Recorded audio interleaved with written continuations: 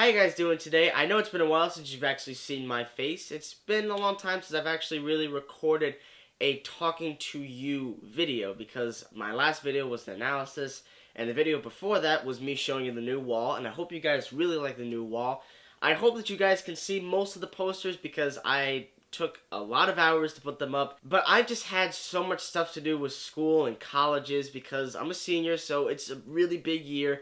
But hopefully November is going to be the month where everything starts to really subside. So I hope you can bear with me through this month because I might be doing things on and off. And I do apologize for the lateness of this video because this is all about my October Blu-ray pickups. I also have a couple other videos that I'm currently editing out, so hopefully you guys will get those next week. But without further ado,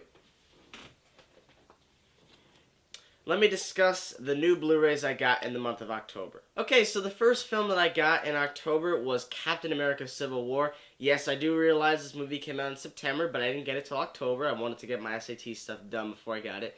But anyways, Captain America Civil War, as we know, is the third Captain America film following The Winter Soldier, which you guys know is my favorite, and I think still the best MCU movie. I didn't really love this movie, I think, as much as most people did.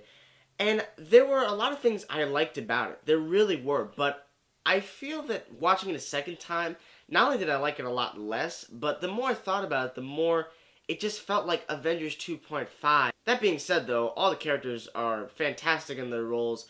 They all do a great job. And it's great to see the airport fight scene multiple times because I truly think that fight scene really helps save a lot of the movie. The next film I got is, in my opinion, the best Coen Brothers film I've seen so far, and that is No Country for Old Men. Wow. This movie just blew me away when I first saw it. Absolutely blew me away, and I knew I had to get this movie on Blu-ray. This is a movie that I can definitely see myself rewatching like 10, 15 more times because there's so much depth to this film. And for some of the people who ask me, should I review the movie? Yes, I will, but I do feel like it's a movie I need to see a couple more times. The next Blu-ray pickup I got is my second favorite Quentin Tarantino film that I've seen so far, and that is Reservoir Dogs. My favorite Quentin Tarantino film is Pulp Fiction, and I've just started getting into Quentin Tarantino's films, and I know for a lot of people they're like, really? Why didn't you watch them when you were younger? I have no idea. I just felt like this was the perfect time to start watching his movies, and I really am enjoying them. I think all three of his 90s films are my favorite so far. The movie stars Harvey Keitel, and I just think it's great that he wanted to help Quentin Tarantino out. Reading through some of the trivia that I've learned about the film, I appreciated the fact that he also produced the film so that Quentin could get a bigger say into what he wanted into it. And since this movie was shot on such a shoestring budget, a lot of the cast members had to wear a lot of their own clothes. So the next film I got is what I consider to be my favorite horror film. I think it's different from the best horror film, but my favorite horror movie is 1996's Scream, directed by Wes Craven. Now, I know for a lot of people they like to say this movie spoofs those awesome, clever horror films of the 80s, but in my personal opinion, yes, it does, but it's also very scary. It's got plenty of suspense, specifically the fact that it's directed by Wes Craven, who made Nightmare on Elm Street. That movie terrified me. Absolutely terrified me. But Scream is a fun movie, and it's a movie that I can watch not just around Halloween season. I could watch this movie year-round and still never get tired of it. It's one of those movies that I've watched, I think, maybe 10 times. Now, there are definitely continuity errors and plenty of mistakes I've recognized throughout the amount of times I've seen the film, but I love it. It really is just a great movie, and I love the characters in it. Next up is Straight Out of Compton, which is easily one of the best films of 2015. I love the movie. I think we all love the film, and I was very upset that this movie got snubbed at the Oscars, hence the hashtag #OscarsSoWhite.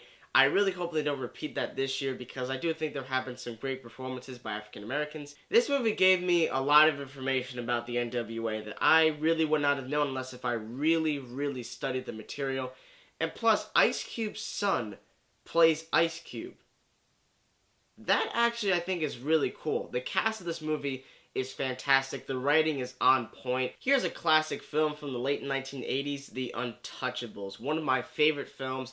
I love this movie so much. I know a lot of people are kind of mixed and controversial on it, but I still really, really love it. Brian De Palma is fantastic, but for me, the lead out has to be the one and only Sean Connery, who of course was the first 007, but his role in the film was just so important. I feel like every scene just has something special to it. Okay, the last film that I got is X-Men Apocalypse, and just take a moment to look at this steelbook.